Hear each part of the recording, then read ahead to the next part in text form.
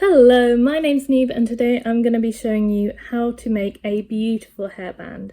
I was really inspired to do this project when my mum got me this hairband here, and I added this little vintage brooch that we had, a family brooch with little pearls and diamonds on it, just to bring it a little bit of glitz, a little bit to that next level. And once I did that, it reminded me that I'd had this project in mind years ago and I still had all the things from it and I just never got around to doing it. So I thought today was the day I was going to get on and I was going to make this hairband that I've had in my mind for 2 years that I've wanted. I was inspired to make this hairband when I went to Topshop and I'd seen these beautiful hairbands there and they looked stunning, but the only thing was they were £40 and I just couldn't bring myself to spend that much money on a hairband, so I thought I can definitely make that for much less. So that's exactly what I've done. The hairbands are sort of these 80s inspired velvet bands with all this glitz and glam on it. They just looked stunning. It also gave me sort of Tudor princess vibes as well, the sort of headdresses they would have worn with all the glitz on them, sort of minus the veil that would have gone at the back of it. So I'll put up some reference images of the sort of things that I'm thinking about when I came to making this hairband. I'd also seen this hairband shown on runways that year and it just looked so good, so I'm glad that I've finally got around to doing this project. Though some of these hairbands were really expensive, I don't really begrudge them the cost of it because it did take me a while to make. I definitely could have made this hairband in a lot less time if I'd used a glue gun, but I didn't. I wanted to sew it all myself because I thought it would last longer and the end result would just look more perfect, and I had the time, so that's what I went with. But definitely, if you wanted to do this project and you wanted to cut back on the time you were spending on it, I would go ahead and I would use a glue gun for some of these steps because you definitely could as a shortcut. So without any further ado, let me show you the finished product before we get started. This is it finished. You can see that you can't see any stitching anywhere. It's all just cohesive. Oh, and it's so sparkly.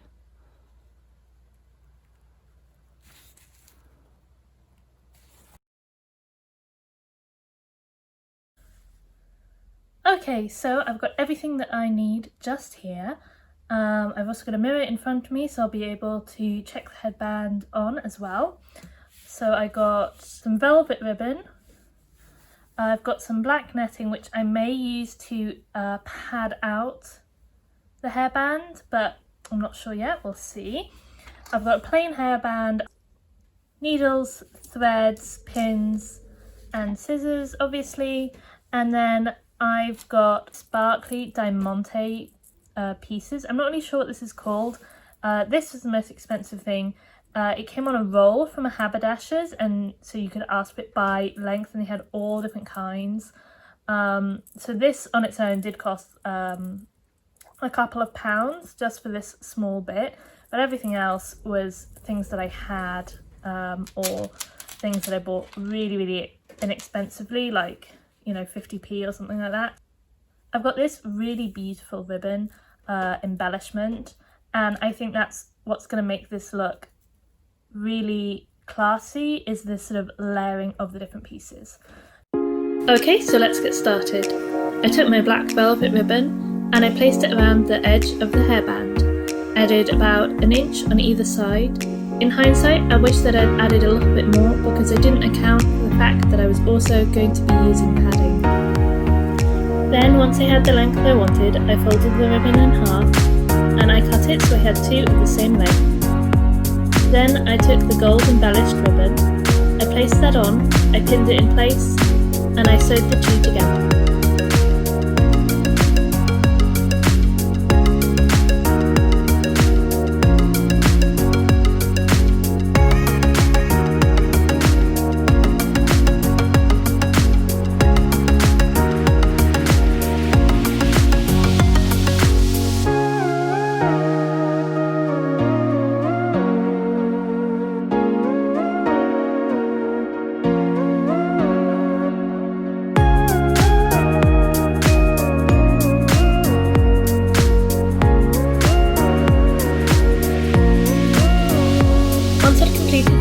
I rolled up this black mesh fabric and I placed it against the ribbon. obviously you can see that it's a little bit long at either end, and I also wanted it to be fuller in the middle and thinner on the edges. So I rolled it out and cut it into this oval shape. That would mean that the midpoint would be the thickest and the edges would be thinner.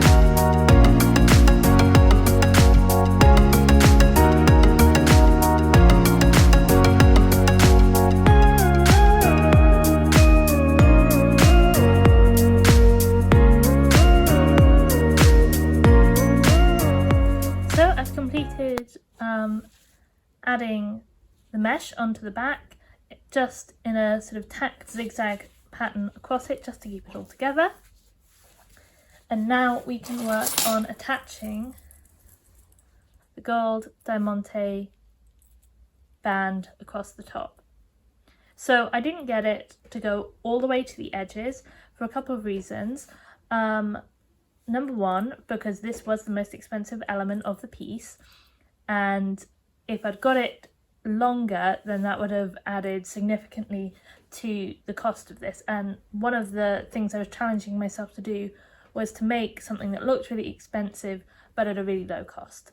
The other reason is because I find with hair pieces that use diamantes in them, particularly something so sort of chunky like this with these little metal catches, is that it does get stuck in hair really easily, and that's such a frustrating thing to do. It really puts you off wanting to wear something if you know that your hair's going to get tangled in it. So I didn't want to put it all the way down to the edges, because that's where it's most likely to get tangled in hair.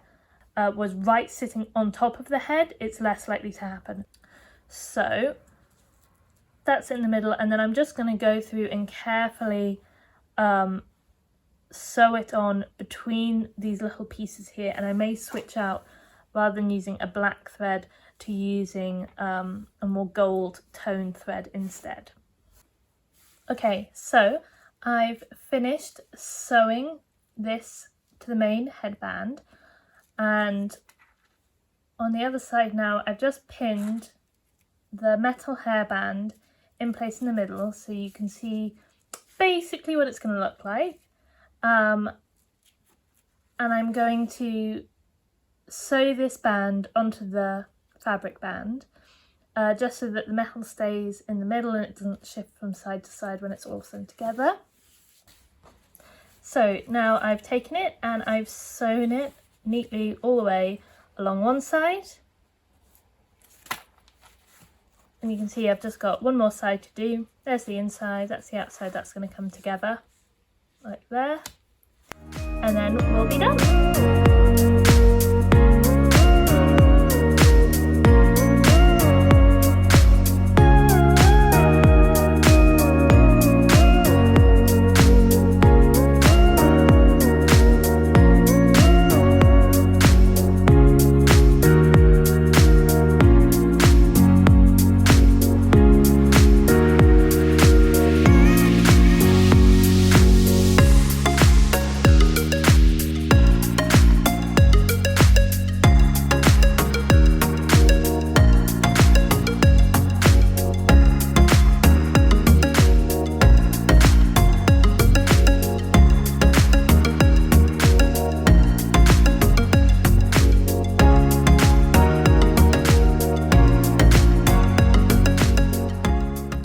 So this is the hairband that I ended up making it. I am pleased as punch. It couldn't have turned out better as far as I'm concerned. I'm so happy with it.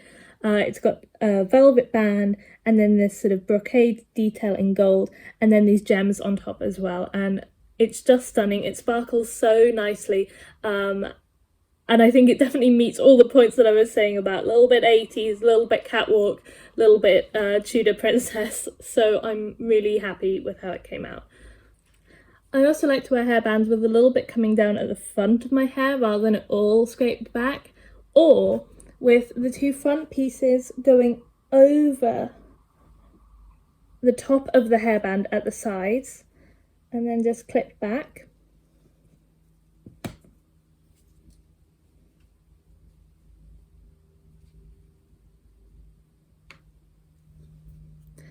And it kind of gives it an almost like tiara-like . effect. Let me show you it in detail up close. You can see just how glittery it is. And because I've done it all in stitching, you can't see any little joins between any of the pieces. It all just sits perfectly together. So that was the tutorial.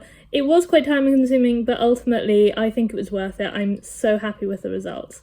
If you were doing this for something slightly more costumey or that you wanted just to get done more quickly, there's a couple steps that I would change. For example, you definitely could use a hot glue gun on some of the steps of this. Secondly, you can use clear nail varnish on the ends of ribbons to stop them fraying rather than sewing them up if you want to save time that way. Thirdly, if you were doing a slightly simpler design, maybe without the padding, I would recommend sewing the whole thing not on the metal band and then sliding it onto the metal band at the end so that you're not having to sew in this semicircular shape. But other than that, I'm extremely happy with the project. It was super fun to do and I'm definitely going to enjoy wearing this. So I hope you liked it too. Like, comment and subscribe. Thanks for watching. Bye!